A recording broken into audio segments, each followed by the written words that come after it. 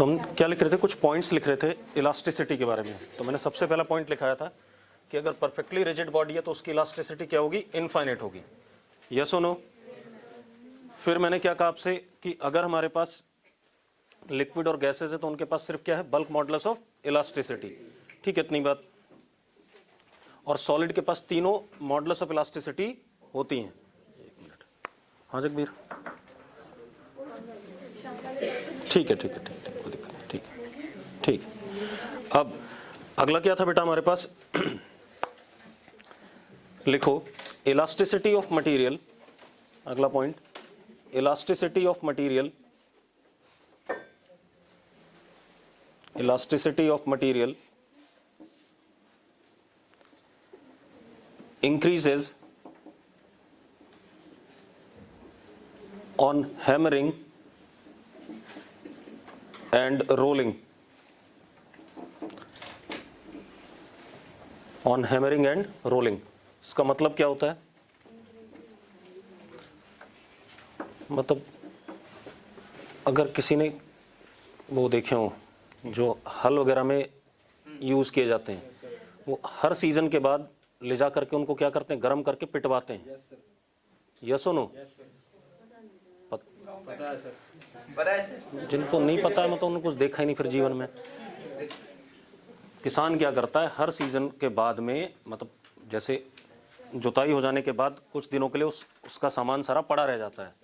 ठीक है, इतनी बात। तो क्या करता है, जब अगले सीजन में फिर से जुताई करनी होती है तो क्या करता है, उसे लोहार के पास ले जाता है, पहले उसे भट्टी में गर्म करवाता है फाल को, और उसके बाद फिर उसकी वो क्या करता है, पिटाई करता है। तो दैट इज हैमरिंग करने से एक्चुअल में क्या होता है, अगर आपका कोई आयरन का क्रिस्टल है वो काफी दिनों के लिए ऐसे पड़ा हुआ है तो इसकी इलास्टिसिटी क्या हो जाती है, कम हो जाती है, ब्रिटल हो जाता है। आपने देखा होगा कि ऐसे ऐसे साइड से ना ऐसे ऐसे चंक से बनने लगते हैं, पत्तियां से निकलने लगती हैं, और वो तुरंत क्या कर जाता है, हल्का सा भी फोर्स लगने पे क्या कर जाता है, टूट जाता है। लेकिन आप इसको गर्म करके और इसकी पिटाई करवाओ तो इसकी इलास्टिसिटी क्या कर जाती है, बढ़ जाती है, जल्दी टूटेगा नहीं। ठीक है, इतनी बात। तो that is called as what, hammering and rolling. अगला लिखो,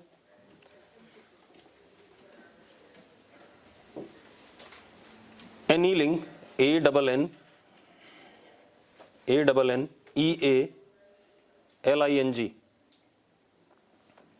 एनीलिंग डिक्रीजेस इलास्टिसिटी। अब एनीलिंग क्या होता है बता रहा हूं, annealing decreases elasticity.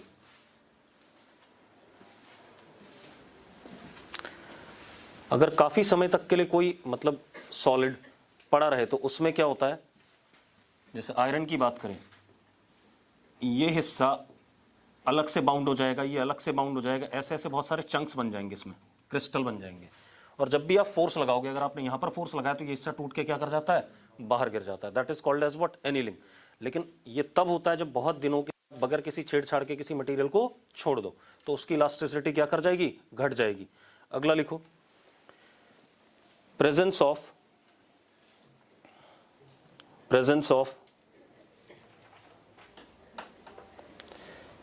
impurities may increase or decrease elasticity, may increase or decrease elasticity।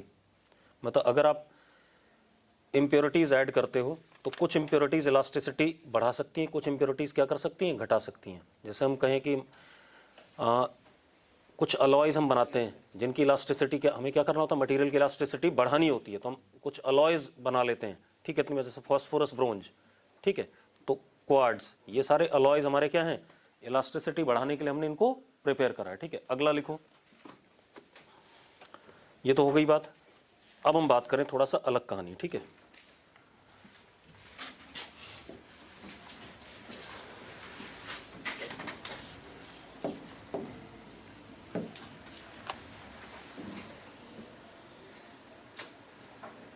ये मान लो अपने पास सीलिंग है और ये हमारे पास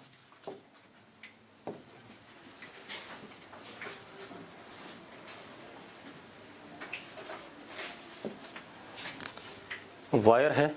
ठीक है, जिसका ओरिजिनल लेंथ कितना, L, और ये वाला एरिया ऑफ क्रॉस सेक्शन बेटा छोटा सा कितना, A, और यंग्स मॉडुलस ऑफ इलास्टिसिटी कितनी, Y। ये कहानी। ठीक है, इतनी बात। या ऐसे ना करके हम इसको, रुको, दूसरे तरीके से ले लें। पहले ऐसे देखते हैं, ये दीवार है, इसके साथ हमने एक रॉड, ये वाली, ठीक है, इतनी बात। इसका लेंथ कितना L, area of cross section A, Young's modulus of elasticity कितना Y। हमने क्या करा, इस पे, इस एंड पे इधर की तरफ क्या लगाया, force. This force would be what, deforming force. मैं आपसे क्या जानना चाहता हूं, एक्सटेंशन इन, क्या कहते हैं, रॉड, ठीक है, एक्सटेंशन इन रॉड। अब जरा देखो एक मिनट, ये डिफॉर्मिंग फोर्स हो गया, ठीक है। अगर ये रॉड हल्का सा एक्सटेंड हो जाती, मान लो यहां तक पहुंच जाती,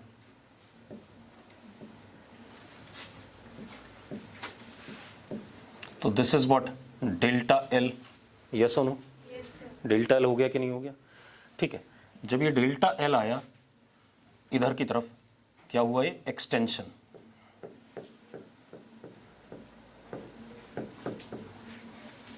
ठीक है।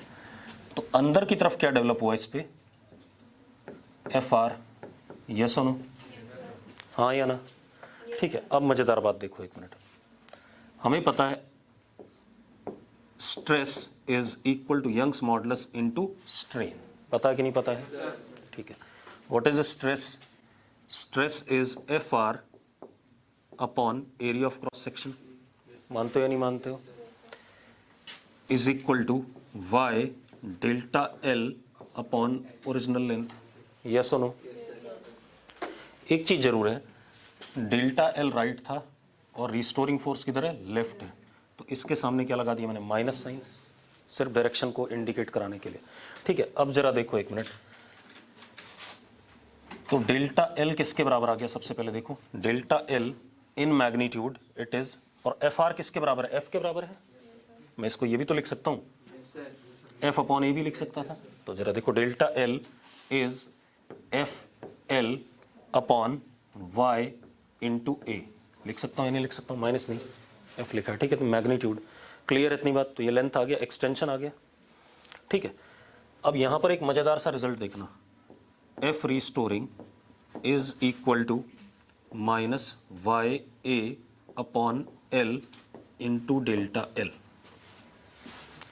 उसको हमारा पर्पस तो इतना था ना, एक्सटेंशन निकालना, ये तो हमने निकाल लिया। अब मैं आपको कुछ एक्स्ट्रा चीज बता रहा हूं, उसको ध्यान सुनो।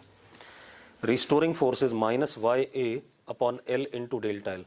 वाई क्या है, मटेरियल की प्रॉपर्टी है, किसी मटेरियल के लिए होगा फिक्स होगा, तो वाई फिक्स क्वांटिटी है, कांस्टेंट है। इस रॉड का एरिया ऑफ क्रॉस सेक्शन भी, क्योंकि हमें रॉड तो गिवन है, एरिया ऑफ क्रॉस सेक्शन भी क्या होगा, फिक्स होगा। इस रॉड की ओरिजिनल लेंथ भी क्या है, फिक्स है। मतलब ये जो ड्रामा है ये वाला, ये क्या है, कांस्टेंट है, और ये क्या है, एक्सटेंशन है, हाँ या ना। अगर आप याद करो,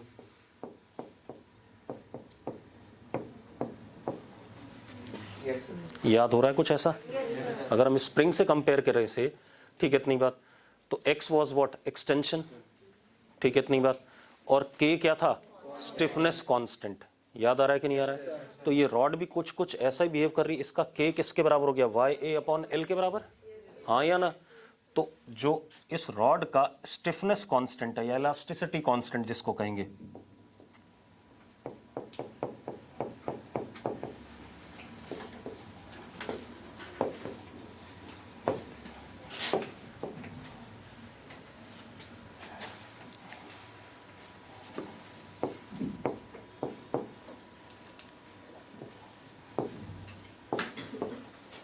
वाई ए अपॉन एल कह सकते हैं कि नहीं कह सकते हैं भाई। मतलब रॉड को कैसा ट्रीट कर लें, स्प्रिंग जैसा ट्रीट कर लें, ठीक है। बस उसमें के की वैल्यू क्या होगी, वाई ए अपॉन एल। अभी मजेदार बात देखो, वहां पर भी एक आधे सवाल ऐसे आए थे जब मैंने कहा था spring constant is inversely proportional to length, ऐसा मैंने बोला था, लेकिन मैं उस वक्त कुछ कंफर्म नहीं बोल रहा, मैंने कहा था बाद में आपको प्रूव करा दूंगा सॉलिड वाले चैप्टर में। तो ये प्रूव हो रहा है कि स्प्रिंग कांस्टेंट किसी भी स्प्रिंग का किसके प्रोपोर्शनल है, इनवर्सली प्रोपोर्शनल टू लेंथ। जितनी ज्यादा स्प्रिंग की लेंथ होगी उतना ही के क्या होगा, कम होगा। जितनी लेंथ क्या होगी, ज्यादा होगी, उतना ही, सॉरी, जितनी लेंथ क्या होगी, कम होगी, उतना ही के क्या होगा, ज्यादा होगा, ठीक है। इतनी बात नोट करो इस बकवास को। सेम अगर हम इसे कंप्रेस करते तो भी ऐसे ही आता रिजल्ट, मतलब रीस्टोरिंग किधर हो जाता बाहर की तरफ और डेल्टा किधर हो जाता अंदर की तरफ, रिजल्ट यही आते। अब आप एक चीज देखो,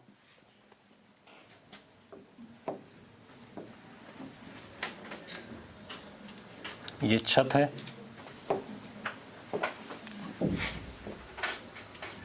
ये रॉड,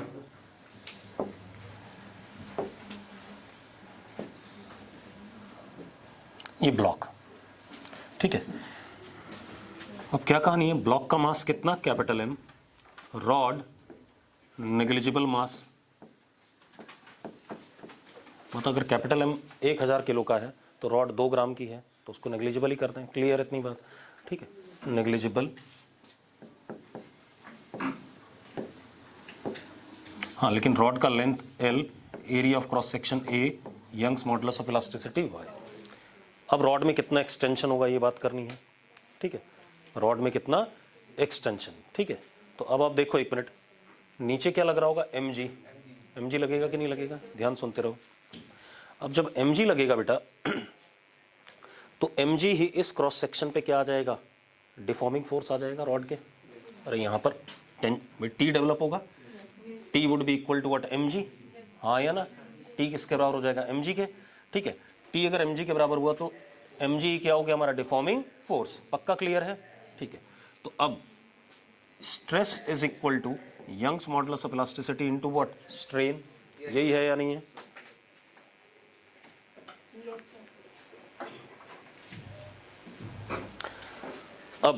अब देखो भाई, देखो भाई, जिन लोगों ने भी क्लास लेट ज्वाइन करी है शाम का लेक्चर ज्वाइन कर लेना, ठीक है, इतनी बात।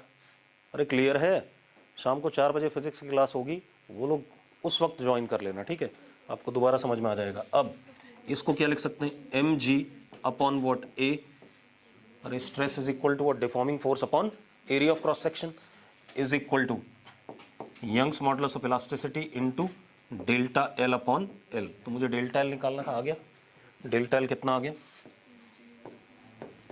mg upon y into a, yes और नो, ये आ गया कि नहीं आ गया भाई, क्लियर है सबको, ठीक है।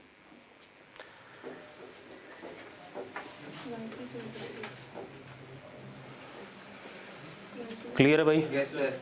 चलो अब देखो इसके बाद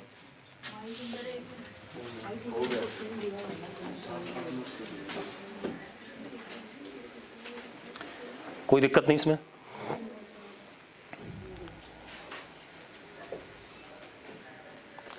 बेटा मैग्नीट्यूड में हम साइन तो मैंने सिर्फ रिस्टोरिंग फोर्स को बताने के लिए किया था कि रिस्टोरिंग फोर्स हमेशा डेल्टा एल के क्या होगा, अपोजिट होगा, ठीक है, ये बताने के लिए मैंने साइन लिया था, हो गया। अब अगला देखो भाई, अब लिखो एक्सटेंशन इन रॉड, यहां पर रॉड पिछले में, इस वाले केस में ध्यान सुनो, इस वाले केस में रॉड में एक्सटेंशन किसकी वजह से है, mg की वजह से, हाँ या ना, हमने रॉड का वजन क्या माना हुआ था, नेग्लिजिबल। अब अगला लिखो extension in rod due to its self weight, extension in rod due to its self weight, अपने खुद के वजन की वजह से, क्लियर है इतनी बात। अब जरा देखो,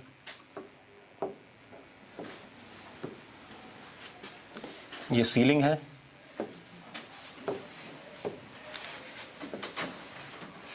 ये अपने पास रॉड है बेटा, ठीक है, रॉड का टोटल मास कितना m, लेंथ कितना l, area of cross section a, Young's modulus of elasticity कितना y, ठीक है। मुझे इस रॉड का एक्सटेंशन बताना खुद के वजन की वजह से, अभी तक हमने किसकी वजह से देखा था, एक्सटर्नल लोड की वजह से। अरे पिछला mg क्या था, एक्स्ट्रा लोड था, रॉड के मास को हमने क्या माना था, नेग्लिजिबल।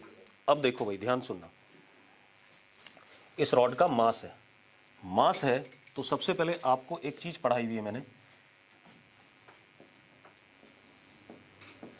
अगर मैं इस जगह पर इस क्रॉस सेक्शन पे टेंशन देखूं तो कुछ अलग वैल्यू आएगी, इस जगह पे देखूं तो उसकी कुछ अलग वैल्यू आएगी, इस जगह पे देखूं तो कुछ अलग वैल्यू आएगी, मतलब हर क्रॉस सेक्शन पे डिफॉर्मिंग फोर्स क्या है, अलग अलग है, हाँ या ना, डिफॉर्मिंग फोर्स क्या हो रहा है, अलग अलग हो रहा है कि नहीं हो रहा है। ठीक है, इतनी बात।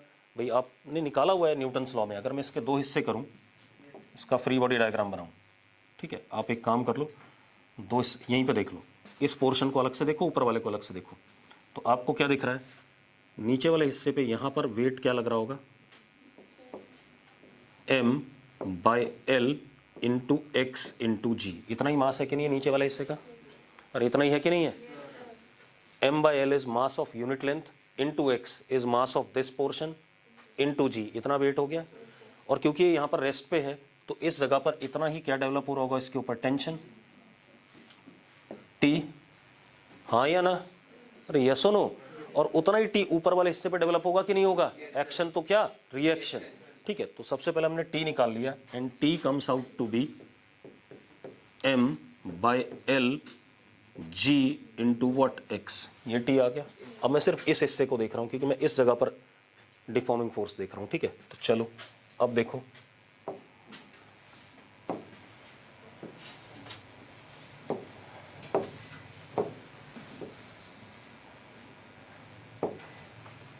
यहां पे टेंशन कितना है, T है या नहीं, तो ये हमारा डिफॉर्मिंग फोर्स हो गया। ठीक है, अब एक बात बताओ, जैसे जैसे मैं ऊपर जाऊंगा T की वैल्यू अगेन बदलेगी कि नहीं बदलेगी, बदलेगी ना। मतलब deforming force is not constant at any position, it is what, varying. आप देखो, अगर मैं यहाँ बॉटम मोस्ट पॉइंट पे देखूं तो T की वैल्यू क्या है, 0, क्योंकि x क्या है, 0 है। जैसे जैसे मैं ऊपर जाऊंगा, मिड पॉइंट पे आता हूँ, x की वैल्यू l/2 डालता हूँ तो टेंशन कितना हो गया, mg/2। टॉप पे पहुंचता हूँ तो टेंशन कितना हो गया, mg। अरे क्लियर है, तो ग्रेजुअली टेंशन बढ़ रहा है जैसे जैसे मैं ऊपर जा रहा हूँ। ठीक है, इतनी बात। तो टेंशन क्योंकि अलग अलग जगह पर अलग अलग है, तो डिफॉर्मिंग फोर्स अलग अलग जगह पर क्या होगा, अलग अलग होगा। डिफॉर्मिंग फोर्स अलग होगा तो स्ट्रेस भी अलग अलग होगा। स्ट्रेस अलग अलग होगा तो उस पर्टिकुलर जगह पर स्ट्रेन भी क्या होगा, अलग अलग होगा। तो मैंने क्या करा, यहां पर मान लिया ये इतना सा पोर्शन है हमारे पास, दिस इज व्हाट, dx। कितना है, dx। इस dx लेंथ पे टेंशन कितना लग रहा है, T लग रहा है। तो dx क्या हो गया, ओरिजिनल लेंथ हो गया। क्या हो गया, ओरिजिनल लेंथ। अरे dx लेंथ पे ही तो T लग रहा है, उसके ऊपर जाओगे तो T की वैल्यू क्या करेगी, बदलेगी। ठीक है, इतनी बात। तो ये हमारा क्या हो गया, original length.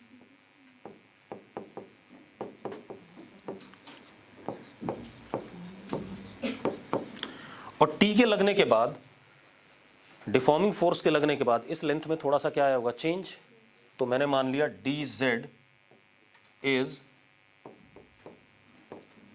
Change in length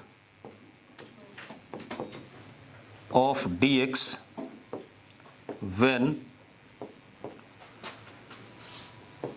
f is acting on it. जब हमने क्या लगाया, स्ट्रेस लगाया, तो इस dx में थोड़ा सा चेंज आ गया, कितना आ गया, dz आ गया। ठीक है, इतनी बात। अब जरा देखो, अब आपके पास क्या है, F is equal to Y into E, यही है कि नहीं है। What is F, F is T upon A, yes और नो।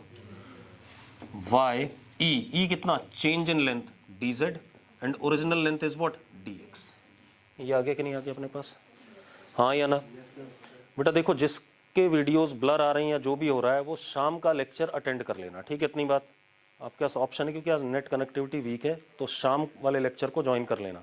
ठीक है, 4 बजे फिजिक्स की क्लास होगी, तब ज्वाइन कर लेना। अब ये आ गया अपने पास। अब T की वैल्यू क्या डाल सकते हैं हम, mg x अपॉन al, और y को भी यहां ले आऊं, is equal to dz upon dx। Yes और नो। अब आप एक काम करो, थोड़ा सा छोटा कर लो इसे।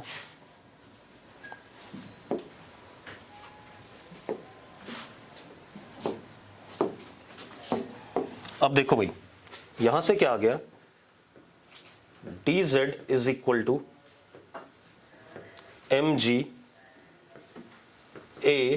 al y x into dx। बेटा अब सुनो, व्हाट इज dz, ये छोटे से dx लेंथ में क्या आया, इंक्रीज आया, हाँ या ना, या चेंज आया। ठीक है, तो इस dx में dz चेंज आया, अगले dx में dz डैश आया, अगले dx में dz डबल डैश आया, उन सबका क्या sum would be what, total change. तो मुझे इन सबका सम करना है, तो यानी कि इंटीग्रेशन, तो z is equal to m G upon A L Y integration x into D X. बेटा क्योंकि बाकी सब चीज़ें क्या थी, कांस्टेंट थी। x की वैल्यू कहाँ से, 0 से लेकर के कहाँ तक, l तक। अरे भाई कहाँ से कहाँ तक, 0 से लेकर के l तक। ठीक है, इतनी बात। तो 0 से लेकर के l तक, तो z is equal to M G L upon 2a y। ये आगे कि नहीं आगे, हाँ या ना, बोल, कुछ गड़बड़ है तो। सर वो ऊपर वाला पार्ट का ले लेना, क्या चीज़, ऊपर वाले पोर्शन, क्या ये इंटीग्रेट तो ऊपर वाले पोर्शन। बेटा, मैंने इस पोर्शन में चेंज इन लेंथ निकाला, वो आया डी जेड। फिर इसके नीचे वाले में निकाला, वो डी जेड डैश आया। इसके ऊपर वाले में निकाला, डी जेड डबल डैश आया। सबको करूंगा ना भाई मैं तो। ठीक है, हो गया। सर उसको ओरिजिनल लेंथ क्यों बोला आपने? किसको, dx को। एक बात बता, एक्स वाले पोजीशन पे कितना टेंशन लग रहा है, टी, T है। तो वो उतने ही वाले पोर्शन को ही एक्सटेंड करेगा। अब मैंने मान लिया dx लेंथ के लिए t में ज्यादा चेंज नहीं आया। ठीक है, dx is tending to what, 0।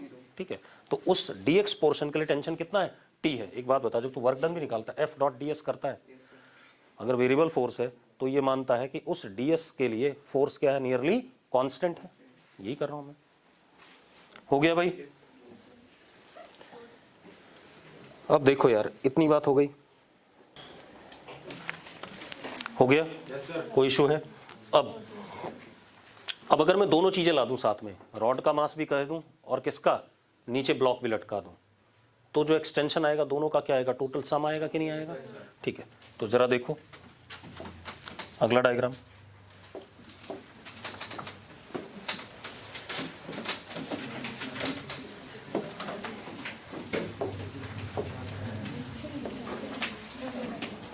हमारे पास ये रॉड है,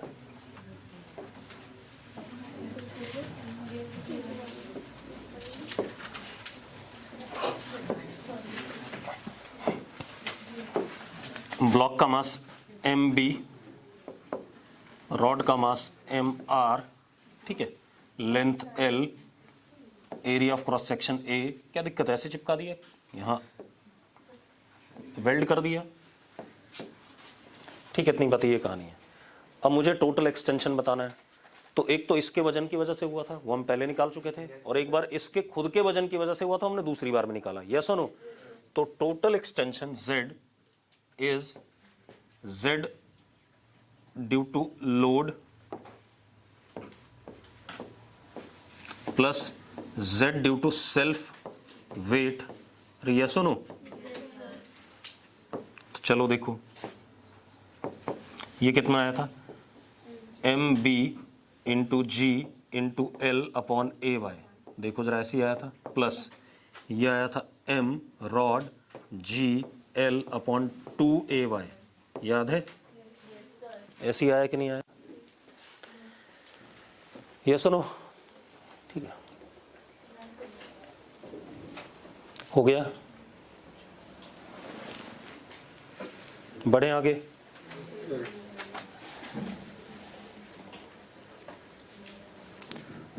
अब देखो भाई,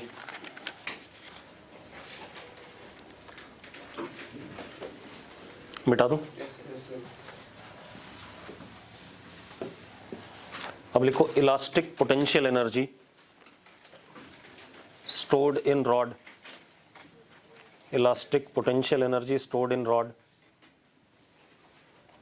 ज्यादा बड़ा चैप्टर नहीं है ये, ध्यान रखना। ठीक है, कभी सोचा है माउंट एवरेस्ट की हाइट 8,878 या 848 मीटर है, यही है शायद। ठीक है, एग्जैक्ट यही है जो मुझे पता है। ठीक है, इससे ज्यादा क्यों नहीं हुई बढ़ती तो है सर। ना, इतनी है, इतनी है। बढ़ती है सर, बढ़ती है, कम। लड़की ऑन एन एवरेज पिछले 100 साल में इतनी है।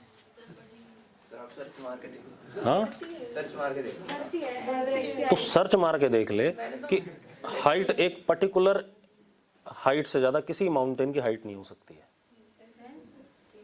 मतलब अगर मान ले कि मैंने कैलकुलेट करा और वो हाइट आ गई 9,000 मीटर, तो कोई भी माउंटेन इस हाइट से ऊंचा नहीं होगा। मतलब माउंट एवरेस्ट भी अगर मान लो बढ़ते बढ़ते यहाँ तक पहुँच सकता है, इससे ज़्यादा उसकी औकात नहीं है, नहीं बढ़ पाएगा। बढ़ता था मैं कह रहा हूँ मतलब एक लिमिट के बाद एक लिमिट तक ही हाइट है, तो वो क्यों है, मेरा सवाल ये है। एटमॉस्फेरिक प्रेशर बट गधे आदमी, हाँ कौन बोल रहा है, हाँ ये थोड़ा सही बोल रहा है, यंग्स मॉडुलस ऑफ इलास्टिसिटी की वजह से है। ठीक है, धरती धंस जाएगी, ठीक है, खड्डे खुद जाएंगे। चलो अभी देखेंगे उस बात को, बाद में देखेंगे, अभी नहीं, अभी इसी चैप्टर में देखेंगे भाई, क्यों परेशान है। ठीक है, ये तो तुम्हें सोचना है। चलो अब मैं क्या कह रहा था अभी, elastic potential energy stored in earth की भी कुछ इलास्टिसिटी है भाई। ठीक है, अगर हाइट बढ़ती गई तो प्रेशर एक मोमेंट पे इतना ज़्यादा हो जाएगा कि नीचे क्या करने लगेगा और दबने लगेगा, तो जो बढ़ना था वो क्या हो गया, नीचे की तरफ चला जाएगा। ठीक है, अब इलास्टिक पोटेंशियल एनर्जी स्टोर्ड इन रॉड। चलो अब देखो भाई, एक मिनट, बातें नहीं। मान लो हमारे पास ये दीवार है, ये अपने पास रॉड है, बेटा बातें नहीं। रॉड का original length L, Young's modulus Y, area of cross section A। एक बात बताओ, जब इस रॉड को आप खींचोगे तो लेंथ बढ़ेगी, दबाओगे तो लेंथ घटेगी। ठीक है, इतनी बात। दोनों केसेस में आप सिस्टम को नेचुरल पोजीशन से क्या कर रहे हो, डिफॉर्म कर रहे हो, पहली चीज। दूसरी चीज, जब आप इसको डिफॉर्म करते हो तो आपके एक्सटर्नल फोर्स के अगेंस्ट में रिस्टोरिंग फोर्स डेवलप हो रहा है, हाँ या ना। और वो रिस्टोरिंग फोर्स कंजर्वेटिव नेचर का है, वन डायमेंशनल है। और मैंने पढ़ाया हुआ है, one dimensional force is always what, conservative in nature, पढ़ाया हुआ है। तो इसका मतलब जब आप इसको डिफॉर्म कर रहे हो तो आप कंजर्वेटिव फोर्स के अगेंस्ट क्या कर रहे हो, वर्क कर रहे हो। कंजर्वेटिव फोर्स के अगेंस्ट अगर आप वर्क कर रहे हो तो सिस्टम के अंदर क्या स्टोर हो रही है, पोटेंशियल एनर्जी। सिंपल सी कहानी है। तो हम इसको एक्सटेंड कर लेते हैं। चलो, ये आपका क्या था, मीन पोजीशन था या नेचुरल लेंथ था। स्प्रिंग जैसा ही ट्रीट करेंगे बेटा, ध्यान रखना। हाँ, x equal to 0 natural length. अब जब आप इसको खींच के ले गए x तक, मान लो, तो आपने आगे की तरफ क्या लगाया होगा, डिफॉर्मिंग फोर्स लगाया होगा कि नहीं। पीछे की तरफ क्या डेवलप हो गया, F रिस्टोरिंग, हाँ या ना। अब अगर आप इसे फर्दर थोड़ा सा dx क्या करते हो, आगे खींचते हो, कितना खींचते हो, ये x और ये कितना हो गया, dx हो गया। तो आपके पास energy stored is minus dw, F restoring होगा कि नहीं होगा, पहले बताओ मुझे। ऐसा पढ़ा है कि नहीं पढ़ा है हमने, कंजर्वेटिव फोर्स के अगेंस्ट किया गया work is equal to a change in potential energy, yes और नो। अब देखो भाई, तो du is equal to minus, ठीक है, एंगल कितना 180 डिग्री है, तो क्या हो जाएगा, पॉजिटिव हो जाएगा, माइनस साइन को लगा करके। तो कितना हो गया, F R into what, D X. ये कहानी आ गई कि नहीं आ गई। What is F R, Y A upon L into change in length, sorry, change in length is what, X. अरे अभी पढ़ा था हमने यार, बड़े बेकार हो यार। F restoring was equal to minus y a upon l into delta l, पढ़ा था कि नहीं पढ़ा था आपने, हाँ या ना। तो एफ आर क्या हो गया जरा देखो, du is equal to Y A upon L. अब चेंज इन लेंथ कितना है यहाँ पर, x है, तो कितना है, x है कि नहीं है, ठीक है, इतनी बात, इनटू व्हाट, dx। अब आप अगर इस रॉड को खींच के नेचुरल लेंथ से कहाँ तक ले जा रहे हो, x इक्वल टू 0 से लेकर के x नॉट तक ले जा रहे हो, मान लो कहाँ तक ले जा रहे हो, x नॉट तक। तो आप इसको इंटीग्रेट कहाँ से कहाँ तक करोगे, 0 से x नॉट। और मीन पोजीशन पे पोटेंशियल एनर्जी क्या होती थी, मिनिमम, हाँ या ना। नेचुरल पे मिनिमम होती थी, उसको हम क्या मान लेते थे, 0 मान लेते थे, याद है कि नहीं है। तो ये क्या हो गया हमारा, 0 हो गया। और x नॉट पे कितना हो गया, u। तो u is equal to Y A X naught square by 2l। ये आगे कि नहीं आ गया, हाँ या ना। लड़की एंगल बिटवीन, तो डी डबल क्या चीज, 10 बार माइनस क्यों लूंगा, ये माइनस तो ये इंडिकेट कर रहा था डायरेक्शन इसका पीछे की तरफ है। और एक बात बता, यहाँ पर वेक्टर यूज करते हैं ना, सुन यहाँ, अरे बाहर मत देख, यहाँ सुन, वेक्टर यूज करते हैं F R dot D x. F R किधर पीछे, डी एक्स किधर आगे, what is angle between these two? तो क्या आया डॉट प्रोडक्ट में माइनस, माइनस माइनस क्या आ गया प्लस। अब वो भी माइनस ले ले तो ये तो 10 बार माइनस लेना शुरू हो गया। हमने एक बार डायरेक्शन ले ली तो क्या मतलब बनता है, ठीक है। अब ये आ गया, नोट करो इसे, कर लिया भाई। चलो अब देखो एक मिनट, तो हमें एक बात पता चल गई। अब ध्यान सुनना कि अगर हमारे पास कोई रॉड है और उसको हमने खींच दिया या दबा दिया मीन पोजीशन से, तो उसके अंदर एनर्जी स्टोर हो रही है। कितनी हो रही है? Potential energy stored, elastic potential energy U is equal to कितना आया था बेटा, जरा बताना। YA upon 2L into X square. मान लो x खींच रखा है हमने, ठीक है, जनरल बात कर लें, ठीक है। अब x क्या है? चेंज इन लेंथ, हाँ या ना। L क्या है? ओरिजिनल लेंथ, ठीक है, इतनी बात। अब जरा देखो एक मिनट, हाँ, अगर हमने यहां पर x क्या, x is change in length और YAL ये हमें पता है, YAL हमें पता है। Y क्या है? Young's modulus of elasticity, A area of cross section, L is original length, ठीक है। अब जरा इसको एनालाइज कर लें थोड़ा सा।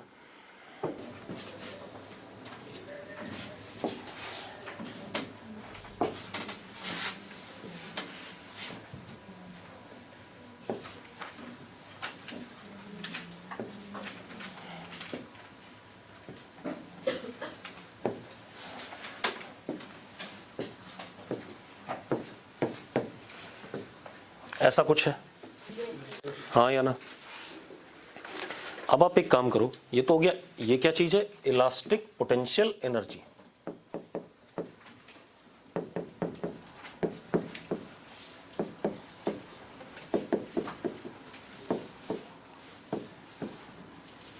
इलास्टिक पोटेंशियल एनर्जी, ठीक है। अब खेल क्या है हमारे पास? अब मुझे बात करनी है इलास्टिक पोटेंशियल एनर्जी डेंसिटी। ये इंपॉर्टेंट टर्म है, मैंने आपको energy density unit and dimension में बोला होगा कई बार।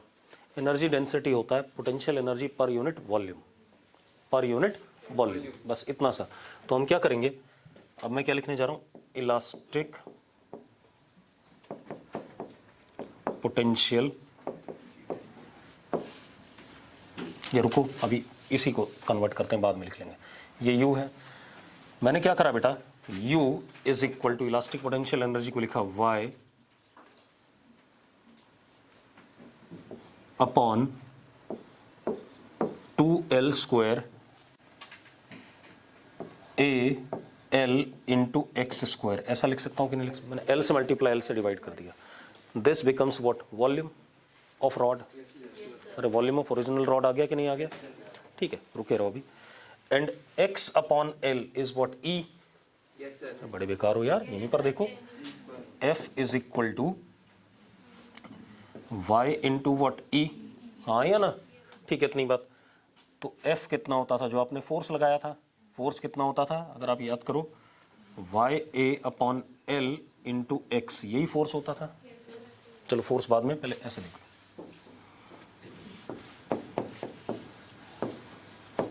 हाँ या ना, ये है या नहीं है? तो अब जरा देखो एक मिनट, हाँ, x अपॉन L क्या हो गया? E हो गया, ठीक है। तो क्या हो गया? U इज इक्वल टू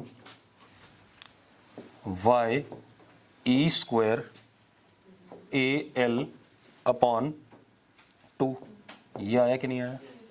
हाँ या ना? अरे यही आया कि नहीं आया? Y इंटू E इज वॉट? F।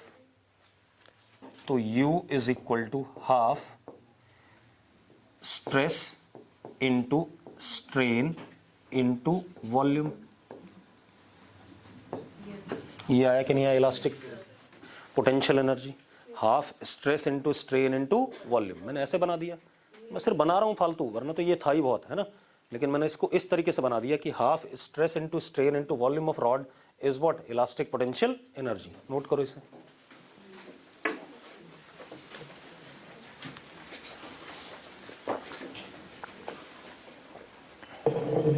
भाई कुछ नहीं कर रहे हैं, उन्हीं फॉर्मूलों को एक दूसरे फॉर्म में लिख रहे हैं फालतू में। हम थोड़ा सा, क्योंकि हम स्ट्रेस और स्ट्रेन जानते हैं, तो अब हमें याद करने में आसान रहेगा। Half stress into strain into volume of rod, हो गया भाई? Yes sir. आगे बात करें।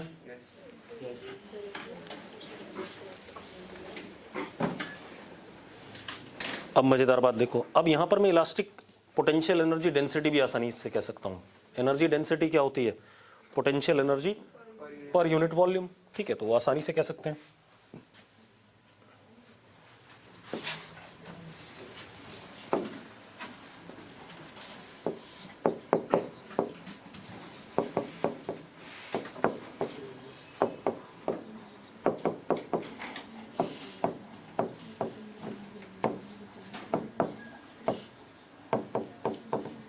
इसको डिनोट करते हैं छोटे u से, and that is u upon volume v।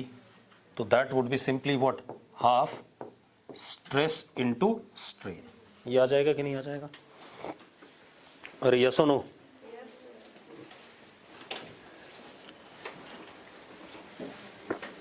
Yes sir.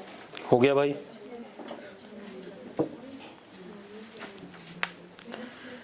इतनी बात हो गई। Yes sir.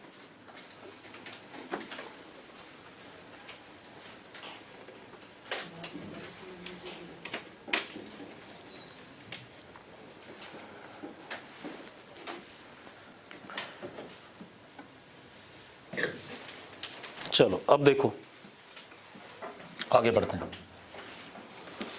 अब एक चीज और बेटा हमारे पास, लिखो पॉइसन्स रेशो।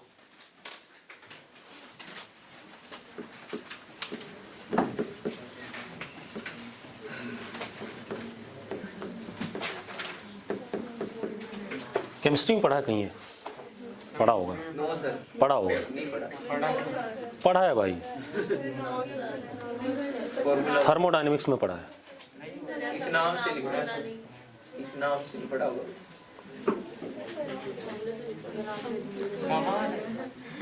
देख देख देख देख, सही बोल रहा है। देख देख, मतलब कुछ लोग ध्यान रख लेते हैं कि क्या पढ़ा है क्या नहीं पढ़ा, कुछ लोगों को ध्यान नहीं। तो गामा को ही कहते हैं केमिस्ट्री में पॉइसन्स रेशो शायद, है ना? ये एडियाबैटिक एक्सपोनेंट। चलो कोई बात नहीं, यहाँ पर वो चीज़ नहीं है, अलग है। ठीक है, अब क्या कहानी है? पॉइसन्स रेशो क्या है हमारे पास? आप ऐसे देखो,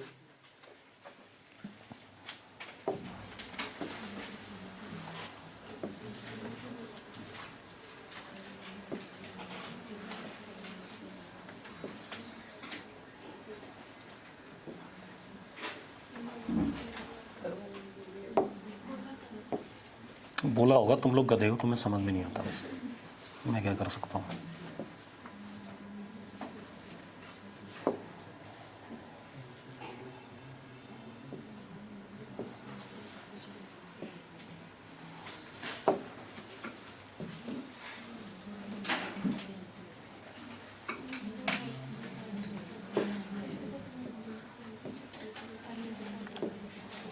ये हमारे पास रॉड है, लेंथ L। ये क्रॉस सेक्शन का रेडियस कितना बेटा? Small r, Young's modulus of plasticity y। ठीक है भाई? हाँ सही कह रहा है, जो भी हार्दिक गुप्ता कोई बैठा है वो सही बात बोल रहा है कि पॉइसन्स रेशियो की डेफिनेशन क्या होती है। चलो एक बात बताओ, जब मैं इसको लॉन्गिट्यूडनल स्ट्रेस दूंगा, लॉन्गिट्यूडनल मतलब लेंथ के अलोंग, तो लेंथ में चेंज आएगा। लेंथ में चेंज आएगा तो कुछ ना कुछ रेडियस में भी तो चेंज आएगा। क्रॉस सेक्शन के रेडियस में चेंज आएगा कि नहीं आएगा? ये बात शुरू से आपके दिमाग में आ रही है, लेकिन आपने अभी तक बोली नहीं, है ना? तो कुछ ना कुछ तो चेंज आएगा, किसमें? रेडियस में।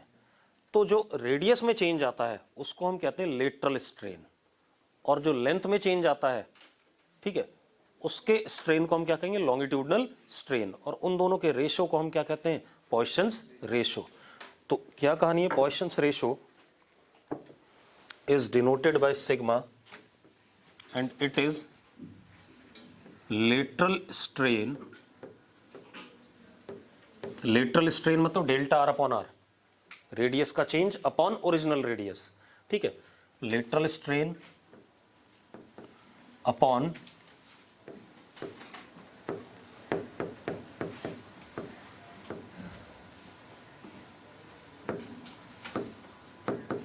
Longitudinal strain, that is delta L upon L। ऐसा ही कुछ है। चलो मैं कर देता हूं, बना देता हूं। देखो जब आपने इस पे लॉन्गिट्यूडनल स्ट्रेन लगाया तो इसकी लेंथ मान लो बढ़ गई, मैंने लेंथ बढ़ने वाला केस ले रहा हूँ, तो रेडियस क्या करेगा, घटेगा। और अगर आप लेंथ घटाओगे तो रेडियस क्या करेगा, बढ़ेगा। दोनों उल्टा चलते हैं, अगर लेंथ बढ़ता है तो रेडियस घटेगा और रेडियस बढ़ता है तो लेंथ घटेगा। ऑब्वियस सी बात है ये, ठीक है।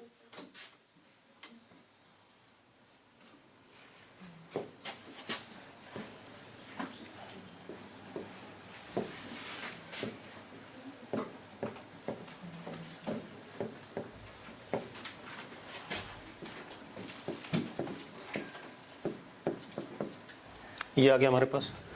अब लॉन्गिट्यूडनल स्ट्रेन,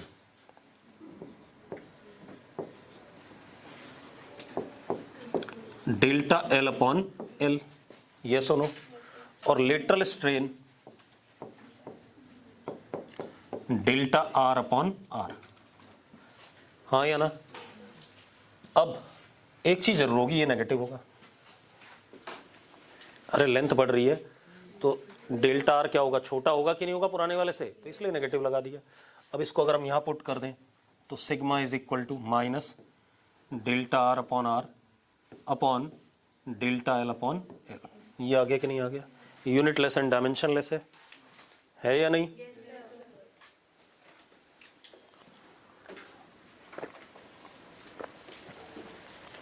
लिखो यूनिटलेस एंड डायमेंशनलेस। मेरा एक और सवाल है भाई, अब जो सवाल है बहुत बढ़िया है।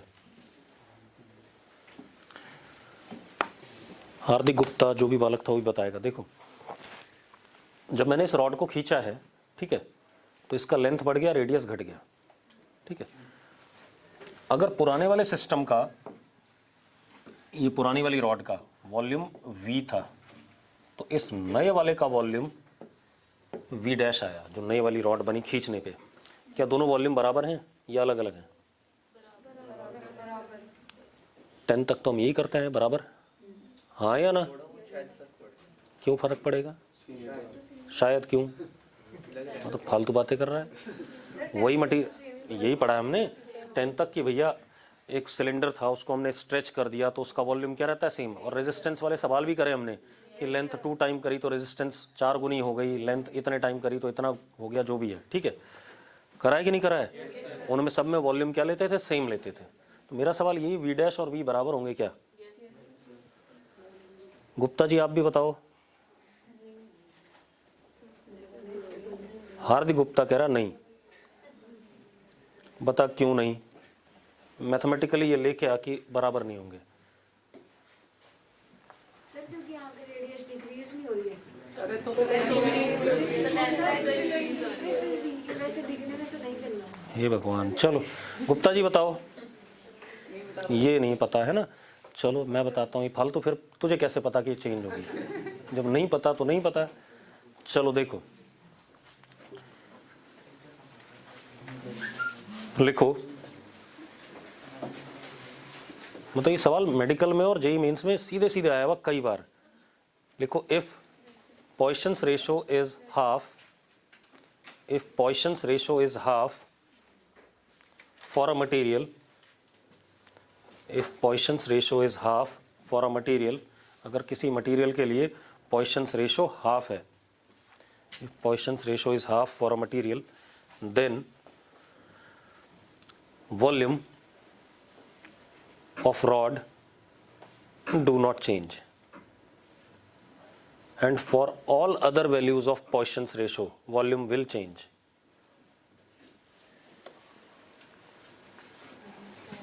मैंने क्या कहा, जब Poisson's ratio किसी मटेरियल का हाफ होता है तो वॉल्यूम कभी भी चेंज नहीं करेगा, लेकिन बाकी किसी भी वैल्यू के लिए Poisson's ratio की, ठीक है, इतनी बात, वॉल्यूम रॉड का क्या करेगा, चेंज करेगा। अब जरा देखते हैं एक बार।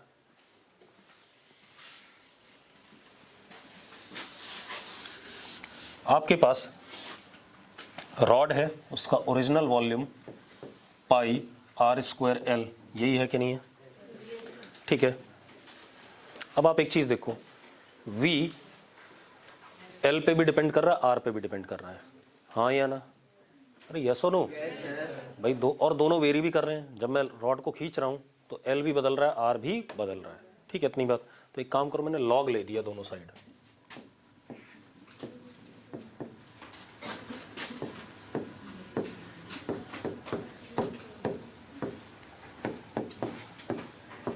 ऐसा ही कुछ होगा। अब मैंने डिफरेंशिएट कर दिया, ठीक है,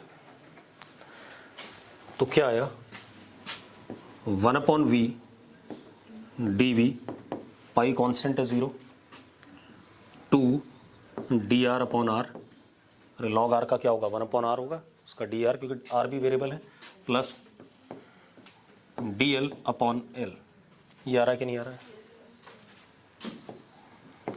dv/v is equal to 2 dr/r plus dl/l। अब ध्यान सुनो, मैंने क्या कहा, वॉल्यूम में चेंज नहीं होना चाहिए, तो dv की वैल्यू क्या होनी चाहिए 0।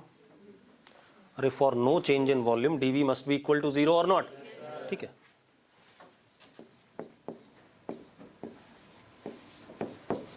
बेटा फिजिक्स बहुत ही खतरनाक है, ध्यान रखना, आप जो सोचते हो बिल्कुल उससे उलट चीजें हो सकती हैं। For no change in volume dv is equal to 0।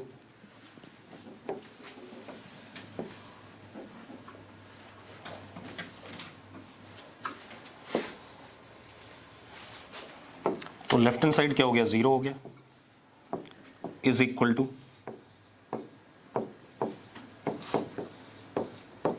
अब मजेदार बात देखो,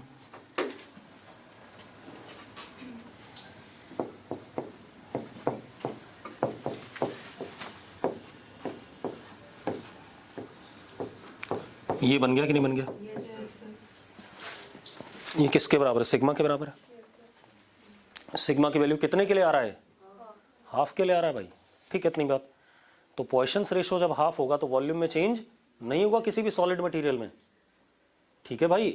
किसी भी सॉलिड मटेरियल के वॉल्यूम में चेंज तभी होता है उसको खींचने खांचने में या कुछ भी करने में, जब पॉइसंस रेशो की वैल्यू हाफ से कुछ अलग होगी, और वॉल्यूम में चेंज ना होने का मतलब पॉइसंस रेशो की वैल्यू क्या है, हमेशा हाफ है, ठीक है।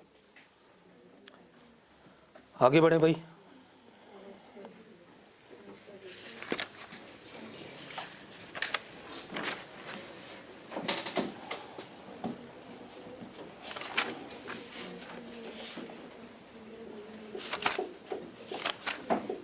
हाँ बोल दे, अगर कुछ बोलना है तो मुझसे बोल। हाय हाय, मैंने कहा था कि मैं वो कंडीशन निकालना चाहता हूं जिसके लिए मैं इसको खींचूं दबाऊं और वॉल्यूम में चेंज ना हो। तो dv क्या है, चेंज इन वॉल्यूम, और उसको मैं नहीं चाहता, ठीक है, तो उसकी वैल्यू क्या होनी चाहिए, 0 होनी चाहिए,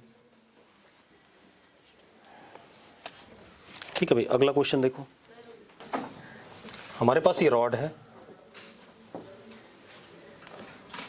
ये ग्राउंड के ऊपर रखी हुई है,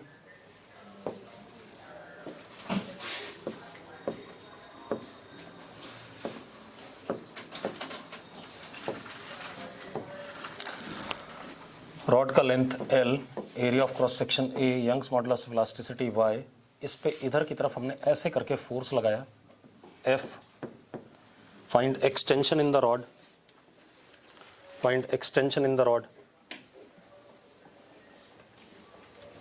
अगेन आसान सा है, आप एक काम करो, देखो आप अगर इस जगह पर 2 हिस्से करते हो रॉड के, ठीक है, सपोज ये x है, ठीक है, रॉड तो पूरी एक साथ ही चल रही है, कितने एक्सेलेरेशन से चल रही है जरा देखो, F/m से, हाँ या ना।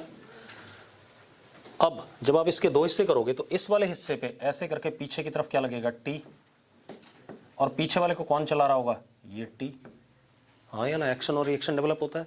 तो इस जगह पे टेंशन कितना आया, T, and that would be deforming force, yes और नो, ठीक है। तो चलो अब जरा देखो, और ये हिस्सा, ये लेंथ कितनी होगी, L - x, तो T किसके बराबर हो गया, आपने न्यूटन्स लॉ में करा हुआ है ऐसा सवाल।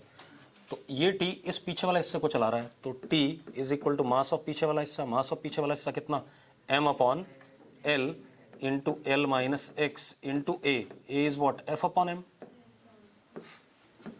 तो T is 1 - x/L into F। ये आगे कि नहीं आगे, हाँ या ना। अब आप देखो, अब आप क्या कर सकते हो, यहां पर छोटा सा आप क्या ले लो, dx ले लो, वो ओरिजिनल लेंथ हो गई कि नहीं हो गई भाई। इस dx पे क्या लग रहा है, t लग रहा है। अरे यस और नो, वैसा ही जैसा हमने करा था सेल्फ वेट वाला, कुछ वैसा ही। ये हमारा क्या हो गया, dx हो गया। This is what original length. इस t की वजह से जो स्ट्रेस आया उसकी वजह से यहां पर चेंज जो आया, let it be what, dz। कितना आ गया, dz। बस अब खेल खत्म। F is equal to y into e. F is what, t upon a is equal to y dz change in length upon original length that is dx। आ गया कि नहीं आ गया। अब t की वैल्यू डाल दो बेटा, कितना आ गया t हमारे पास, 1 minus X upon L into F upon A. y भी इधर ही ले आओ, कोई दिक्कत नहीं है, ठीक है। dx भी इधर भेज दो, इज इक्वल टू dz। यही आ गया कि नहीं आ गया। अब इसको इंटीग्रेट करते हैं, x को कहाँ से कहाँ तक, 0 से लेकर के l तक, ठीक है। तुम 0 से लेकर के l तक इंटीग्रेट करते हो बेटा, तो ये आ जाएगा l आ जाएगा, और इसका क्या आएगा, l स्क्वायर बाई 2, तो यानी कि l by 2, l minus l by 2 is what, l by 2। तो कितना आ गया, f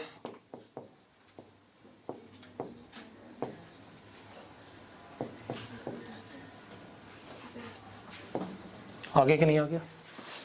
अरे क्लियर है यार, सिंपल सी कहानी है, कुछ बड़ा काम नहीं है। अब एक चीज और लिखो बेटा,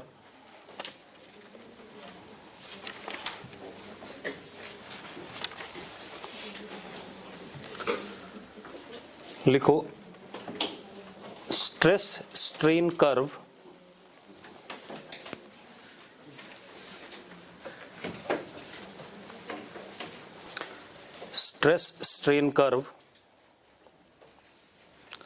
for metallic wire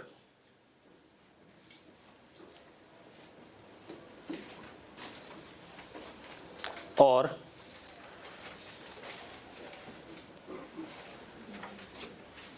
determination of Young's modulus of elasticity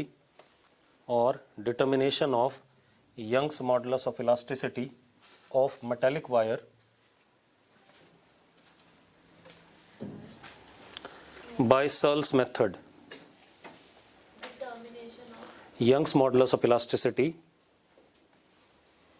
of material by Searle's experiment या मेथड, जो भी लिखना चाहो, Searle's SEARLES by Searle's experiment। अब देखो भाई इसमें क्या करते हैं हम।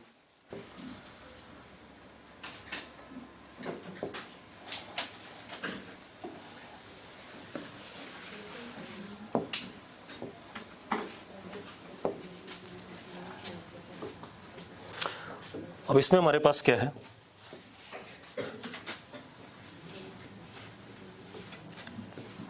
Rod length L, area of cross section A, और मुझे इसका क्या निकालना है, Young's modulus of elasticity determine करना है।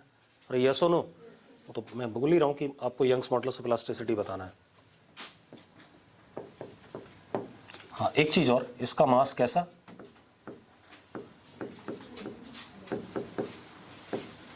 नेग्लिजिबल ले लिया मैंने। ये हमारे पास क्या, लोड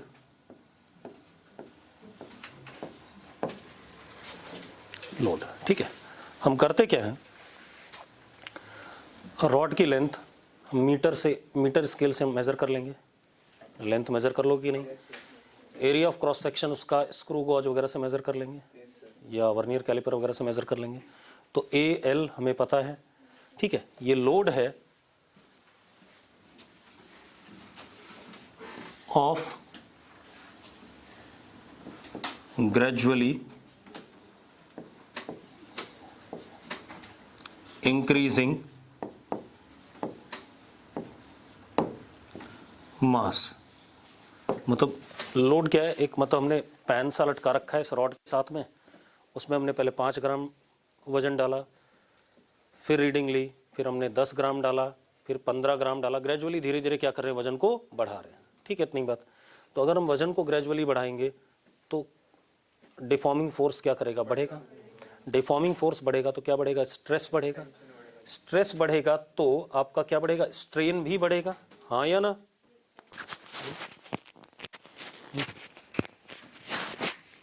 मैं मंगा लूं।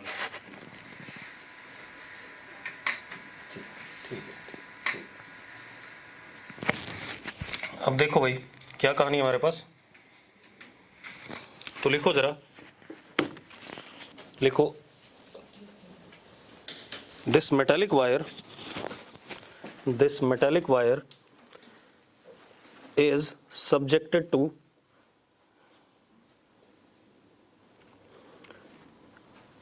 increase in load gradually,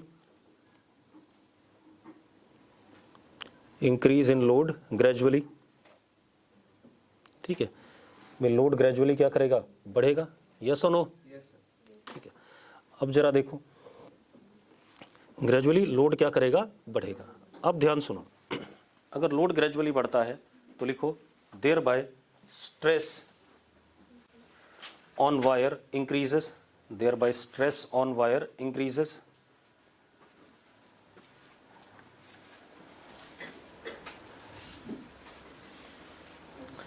and corresponding strain will also increase, हाँ या ना?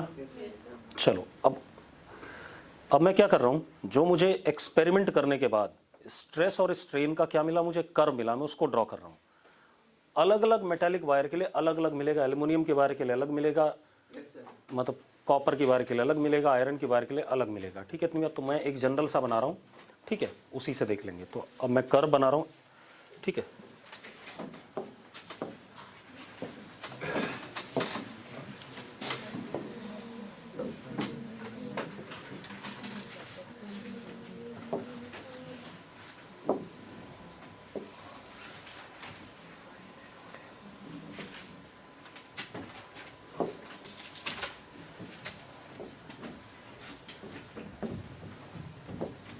ये स्ट्रेस हो गया, करस्पॉन्डिंग क्या हो गया, स्ट्रेन हो गया, ठीक है। अब जो कर्व बना बेटा हमारे पास,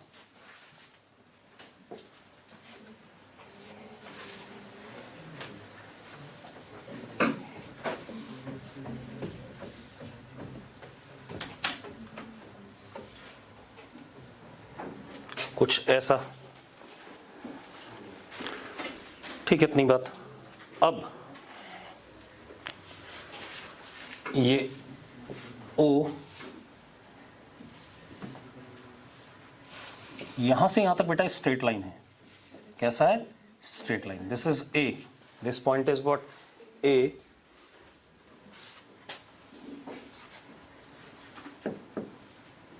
अभी सारे पॉइंट्स की कहानी बताएंगे क्या है, C,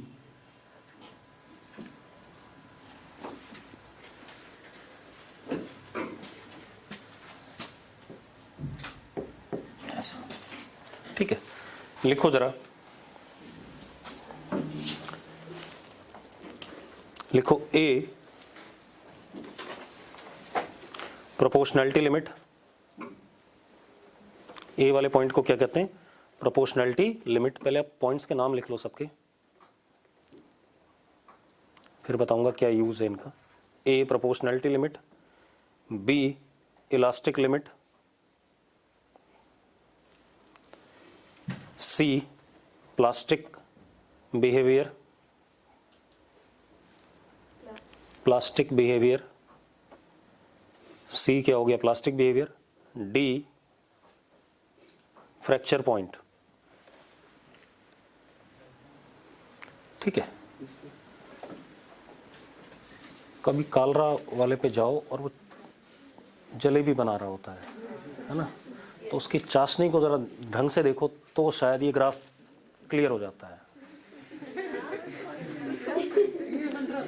हाँ